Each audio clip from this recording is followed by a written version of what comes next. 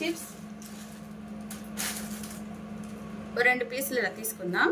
చూడండి, చేతిలో వేసి ఇలా వేస్తే పొడిగా ఎంత క్రిస్పీగా వచ్చిందో. మనం వేసిన 2 అరటికాయలకి ఇంత చిప్స్ వచ్చింది. మీరు కూడా ఇంట్లో ట్రై చేయండి. హాయ్ ఫ్రెండ్స్, ఈరోజు మనం అరటికాయ చిప్స్ చేసుకుందాము. చాలా బాగుంటుంది ఫ్రెండ్స్, చాలా ఈజీగా చేసుకోవచ్చు. ఇప్పుడైతే మనం అరటికాయ చిప్స్ చేసుకున్నాము. వీటినైతే ఇప్పుడు శుభ్రంగా కడుక్కున్నాము. కొద్దిగా చేతికి నూనె రాసుకుందాము. చేతికి కొద్దిగా నూనె రాసుకుందాము. అరటికాయలో జిగురు ఉంటుంది. అరటికాయ జిగురు చేతికి అంటకుండా చాకు కూడా కొద్దిగా పూసుకుందాము. ఇప్పుడైతే అరటికాయ మనం కట్ చేసుకుందాము. అరటికాయ ఆ చివర ఈ చివర కట్ చేసేసి అరటికాయ చెక్కు తీసేద్దాము. నీట్గా చెక్కు తీసేద్దాం ఫ్రెండ్స్. ఇలా తీసేసుకోవాలి. వీటినైతే మనం ఈ స్లైసర్స్ తో సన్న పీసెస్ చేసేద్దాము.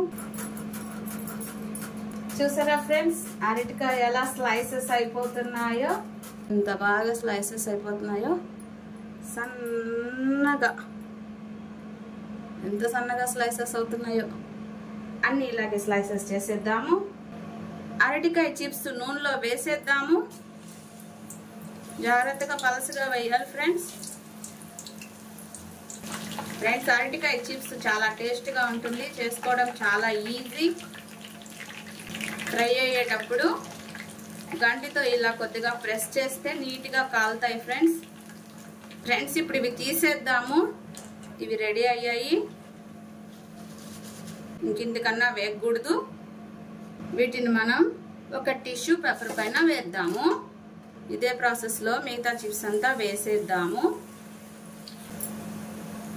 2 అరటికాయలు వేసాము. చూడండి మనకి ఎంత చిప్స్ వచ్చిందో.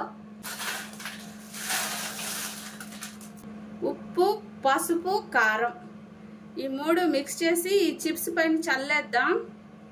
ఉప్పు, పసుపు, కారం సమపాలలో తీసుకుందాం. ఇలా మంచిగా కలిపేసి ఈ చిప్స్ పైన చల్లేద్దాం పల్సగా. ఇలా మిక్స్ చేసుకోవాలి. కారం, ఉప్పు, పసుపు అంతా ఈ బనానా చిప్స్ కు పట్టేలా మిక్స్ చేసేయాలి. ఎంత బాగా రెడీ అయిందో ఇలా చూడండి.